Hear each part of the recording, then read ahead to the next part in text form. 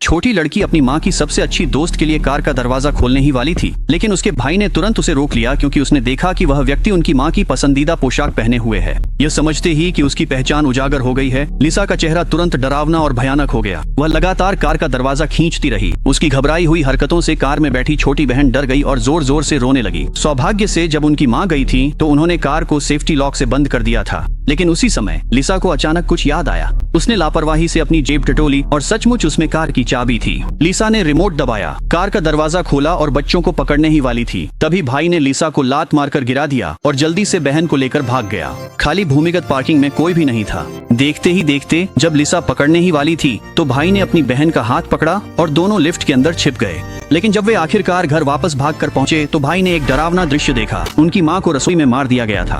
वह अभी तक संभल भी नहीं पाया था कि तभी बाहर दरवाजे पर जोर जोर से दस्तक होने लगी। भाई बहन इतने डर गए कि लगातार पीछे हटते रहे। सौभाग्य से दरवाजा खोलने वाला उनका पिता जैक था। दुर्भाग्यवश लिसा ठीक समय पर पहुंच गई। बिना कुछ कहे उसने उस पर हमला करना शुरू कर दिया। सौभाग्य से जैक ने अपनी ताकत से लिसा को रसोई में धकेल दिया। वह अभी संभला नहीं था कि लिसा फुर्ती से उठी और एक कमरे में छिप गई। फिर जैक ने एक लोहे की पाइप उठाई और कमरे से कमरे में तलाश करने लगा। जैसे ही वह मुड़ा उसने देखा कि बिस्तर पर रखी चादर हल्की सी हिली। जैसे ही वह सतर्कता से झुककर तलाशने लगा, एक हादसा हो गया।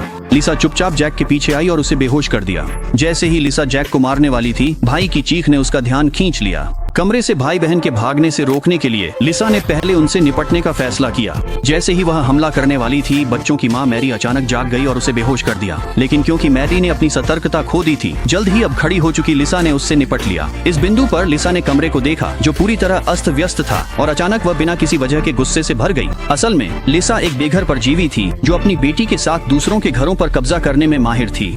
मूल मालिकों को मारने के बाद वह घर पर कब्जा कर लेती थी। इस बार उसने जैक की हवेली को अपना निशाना बनाया, जिससे घटनाओं की एक श्रृंखला शुरू हो गई।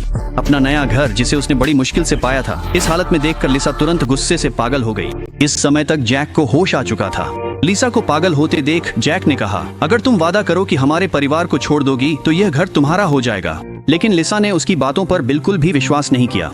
जैसे ही जैक का गला घोंटा जाने वाला था, उसने एक लाइटर शराब से भीगे रसोई घर की ओर फेंक दिया। घर में आग लगते देख लिसा ने आग बुझाने की कोशिश की, लेकिन अंत में वह आग की लपटों में घिर गई।